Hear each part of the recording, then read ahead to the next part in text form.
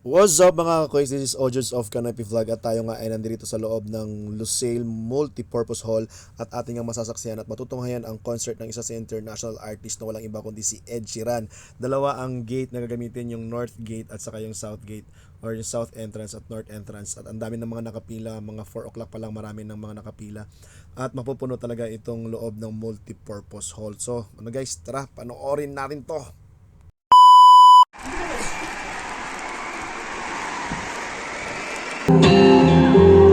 Take me to your loving arms. And holding on to something you should know you love yourself.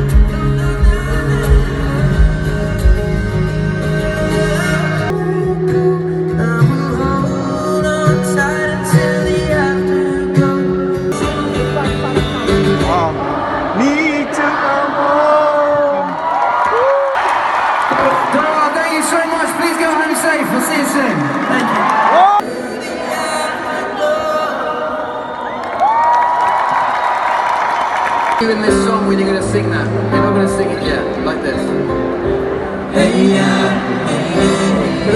Very good. Brilliant. Successful yung concert. So dyan nagtatapos ang concert ni Ed Sheeran dito sa Lusail Multipurpose. Ayan, sa Multipurpose. Yan dito sa Multipurpose Hall dito sa Lusail Sports Arena. Ayan. Ang daming crowd, almost 10,000 yung yung spectator. Yes, good. Nice concert. So looking forward for another concert again of Ed Sheeran dito sa Qatar. Ayan. Daming mga nanood. Solid. Ang galing, ang ganda.